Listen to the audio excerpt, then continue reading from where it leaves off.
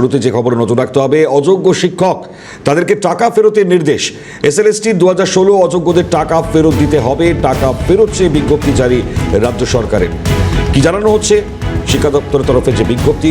অভিরূপা হাজরা আমাদের telephone line রয়েছেন, আমাদের প্রতিনিধি। অভিরূপা, কি খবর?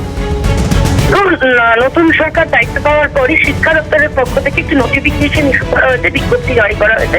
এবং সেই বিজ্ঞপ্তিতে বলা রয়েছে যে সুপ্রিম কোর্টের নির্দেশ অনুযায়ী যে অযোগ্য শিক্ষকদের এসএলএসটি 2016 যে অযোগ্য শিক্ষক বলে যারা চিহ্নিত হয়েছিলেন, সেই অযোগ্য শিক্ষকদের তাদের প্রাপ্ত বেতন ফেরত দিতে হবে। সুপ্রিম কোর্টের এই নির্দেশ অনুযায়ী এই নোটিফিকেশন ইস্যু করা হয়েছে। যারা অযোগ্য বলে গণ্য হয়েছেন তারা সমস্ত বেতন যেভাবে সুপ্রিম কোর্টের নির্দেশিকা রয়েছে সেভাবেই শিক্ষা দপ্তরকে ফেরত দেওয়ার নির্দেশিকা দেওয়া হয়েছে। এবং এই নির্দেশিকা না মানলে তার বিরুদ্ধে আইনানুগ ব্যবস্থা নেওয়া হবে, এমনটাই হুঁশিয়ারিও দেওয়া হয়েছে। এই বিজ্ঞপ্তিতে বলা হয়েছে যে সুপ্রিম কোর্ট নির্দেশিকা আগেই দিয়েছিল, সেই মোতাবেক যদিও এর আগে সরকার যে সরকারের দায়িত্বে ছিল তারা খুব একটা হেলদোল না করলেও পরবর্তীকালে কোর্ট কন্টেম্প্ট মামলা হয় এবং পরবর্তীকালে কোর্ট কন্টেম্প্টেও আদালত বলেছিল যে এই পুরো টাকা ফেরত দিতে হবে, যারা অযোগ্য শিক্ষক তাদেরকে টাকা ফেরত দিতে হবে। সেই সেকেন্ড নির্দেশিকা অনুযায়ী এই নোটিফিকেশন ইস্যু করেছে গত 8 তারিখ শিক্ষা দপ্তর, এবং প্রত্যেক অযোগ্য শিক্ষকের কাছে এবং সমস্ত জেলা শাসকদের কাছে পৌঁছে গিয়েছে এবং দায়িত্বপ্রাপ্ত অফিসারদের কাছেও পৌঁছে গিয়েছে এই নোটিফিকেশন। এবং সেই অনুযায়ী টাকা ফেরতের নির্দেশিকা দেওয়া হচ্ছে শিক্ষা দপ্তরের পক্ষ থেকে। সময়সীমা কি কিছু জানানো হয়েছে অভিরূপা? কত দিনের মধ্যে করতে হবে? হ্যাঁ, সময়সীমা সুপ্রিম কোর্টের যে সময়সীমা ছিল 3 মাসের মধ্যে সময়সীমা ছিল, সেই 3 মাসের মধ্যেই এটা কমপ্লিট করে দিতে হবে। যদিও অনেকটা সময় কেটে গিয়েছে, আবার কোর্ট কন্টেম্প্ট মামলাও রুজু হয়েছিল, তারপরে নির্দেশিকা অনুযায়ী 3 মাস সময় দেওয়া হয়েছে।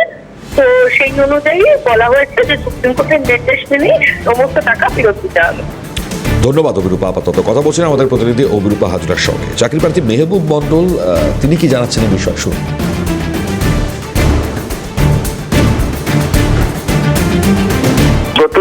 ওই মার্চের 25 তারিখে আবার একটা আদালত অবমাননার মামলা সুপ্রিম কোর্টে ওঠে। তো সেইটার জাজমেন্ট হয় যে সমস্ত ওএমআর পাবলিশ করা হোক এবং যারা অবৈধভাবে চাকরি পেয়েছে তাদের টাকাগুলো পুনরায় ফেরত নেওয়া হোক। সেই অর্ডারের বেসিসে আজকে এই শিক্ষা দপ্তরের এই নোটিফিকেশন এলো। হ্যাঁ, তো 31 আগস্টের পর আমাদের কি হবে? আমাদের নতুন না রিক্রুটমেন্ট কমপ্লিট হয়েছে না, আমাদের 16 এখনো পর্যন্ত ফিরে আসার কোনো রাস্তা বা এখনো পর্যন্ত আমরা জানি না এই আমাদের কি অবস্থায় আছে বা আমরা আদৌ ফিরে আসতে পারবো কিনা সেটা জানি না। শুধু এই মাঝখানে সবকিছুর মাঝখানে প্লাস গ্রুপ বি গ্রুপ সিদের তো বেতনও বন্ধ। তো সব মিলিয়ে আমরা যারা আনটেন্টেড teacher and non teaching staff তাদের অবস্থাটাই কিন্তু এখনো পর্যন্ত তিমিরে পড়ে আছে। আমরা চাইবো যে নতুন রাজ্য সরকার এই উদ্যোগটা যেমন ভাবে কোর্ট অর্ডারের অনুযায়ী নিয়েছে, আমাদেরকে ফেরানোর উদ্যোগও নতুন রাজ্য সরকার নিক, যেমন ভাবে তারা বিরোধী থাকা অবস্থায় প্রতিশ্রুতিবদ্ধ ছিল। তো সেটা যদি হয় তাহলে আমরা সত্যি সত্যি মানে গ্রেটফুল হব।